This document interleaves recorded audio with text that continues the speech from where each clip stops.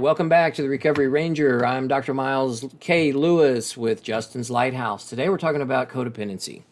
Codependency is a condition that 90% of Americans have.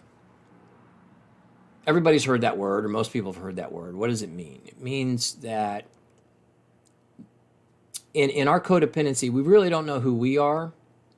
And so we spend an awful lot of time focused on external things to derive our own self-esteem. And so what happens is you may find yourself doing a whole lot of stuff for other people, but then feel upset or bitter when they don't do a lot of stuff for you. Or maybe they don't even acknowledge it. Maybe you're the one in your group or your family and you're taking care of everybody. You're doing this and you're doing that and you're doing this and you're doing that. Nobody even says thank you and you're bitter about it, but you keep doing it. That's codependency. It doesn't mean that it's a bad thing to do a bunch of stuff for other people. The problem is the lack of identity. Is unless we're doing a bunch of stuff for other people, we don't feel good about who we are. And that is not altruistic. That is self-centered. Okay, now hear me out. All right, I'll give you the clinical definition of codependency. It's an excessive emotional and psychological reliance on something external. And so that can be a relationship, that can be a material thing, it can be a particular situation or experience. It can also be a romantic relationship where without this external thing, me by myself, alone in the world, has no value. And so you probably have a lot of impulsivity, right? Always looking, you may call it spontaneity. You may think you're spontaneous when really you're very impulsive. Okay, I don't want to get too far off track. Let's just stick with my my particular notes. Let's start with the signs. Here's 10 signs that pretty much fit everybody, but I want you to be honest about it. Okay, number 1, do you feel responsible for solving other people's problems? When someone comes to you and they're just sharing with you, oh man, I had a tough day at work yesterday, classes are blah, blah, blah, I hate this teacher, I hate this professor, and they're talking, and they're just sharing with you a life experience. Are you able to sit there and listen and empathize and express compassion? Or do you immediately roll into fix-it mode, right? Well, oh, that's not right. That's, you're being wronged. They're not doing you right. Here's what you need to do. And you go in to trying to solve what you perceive to be their problem. That's codependency. In codependency, we give a lot of unsolicited advice. Well, what's going on with that? What is that? Did the person ask, hey, what is your opinion? Not in codependency. We don't wait for anyone else to ask us a question. We can just jump right into it and start rambling. Well, here's what you need to do. And you do and do this and do that, and don't talk to that person. And shoot, I might even do a couple of errands for you just to help you solve your problem.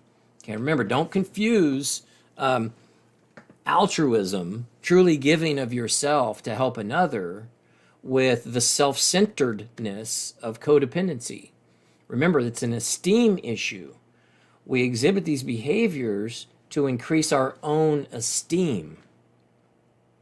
And, altruism or genuinely giving of ourselves, your esteem is unaffected. You do it out of obligation. You do it because that's who you are. You do it because you have a particular skill set. You give of yourself, and you're not sitting around waiting for credit, acknowledgement, even a thank you, a pat on the back, validation, approval.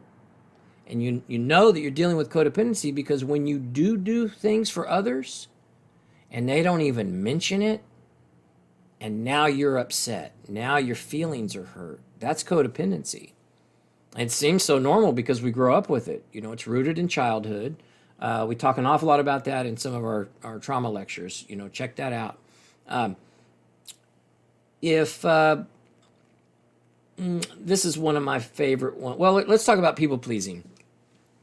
If you're a people pleaser, a lot of people wear that as a badge of honor. Like that's a really big deal. I'm the one responsible. Think about the self-centeredness of that for a minute. I'm the one responsible to make sure everyone else is happy. That sounds like a God complex, actually. But remember, and I'm not trying to make light of it, remember, we're dealing with a very serious emotional issue. In codependency, we don't know who we are apart from our experiences. And one of the ways that we try to define that is, well, I just got to make sure everybody else is happy. The problem is we spend so much time making sure everybody has what they need that we've spent very little time discovering who we really are apart from the rest of the world. And that's why we can go around in circles. You can have a lot of highs and a lot of lows. It can lead to a lot of depression, a lot of frustration, a lot of bitterness, a lot of resentment. And then that just drives our compulsions. Maybe you're not a substance abuser or user. Maybe you're not a drinker, but you might drink 10 pots of coffee a day. Maybe you can't get off social media. If you're exhibiting some other compulsive behavior, it's probably driven a lot by codependency. It's not just the things we talk about isn't just for addicts. All right, let me give you another one. Do you feel like a victim? Do you feel like a victim? You're the one that does all the work, right? And that's pretty common, by the way. People who have a lot of codependency do tend to do, the majority of the work in any kind of group setting, work setting, relationship, whatever it is, will do most of the work. But instead of being proud of the fact that they have amazing skills and abilities, and I always refer to codependency or people who suffer from codependency as master problem solvers. The reality is people who suffer from codependency are actually amazing problem solvers. And yet our own life may be in shambles. So we think, well, I just got to do more. I've got to help more. I've got to fix this person's problem. And then when we can't fix it, we just increase our level of intensity. All the while, we feel butthurt, we feel upset, we feel frustrated, resentful, bitter. When's it going to be my turn? Right? It's almost like we victimize ourselves without realizing it. We are our own victim.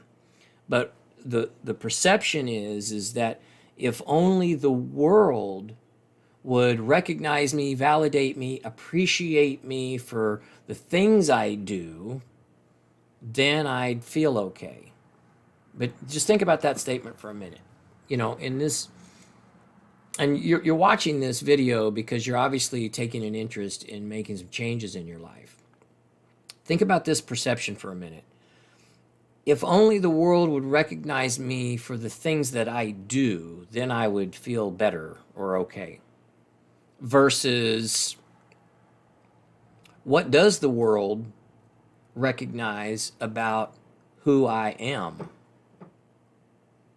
And that's where we get tripped up in codependency, is we have confused our value as a human being, child of God, servant of God, with our performance.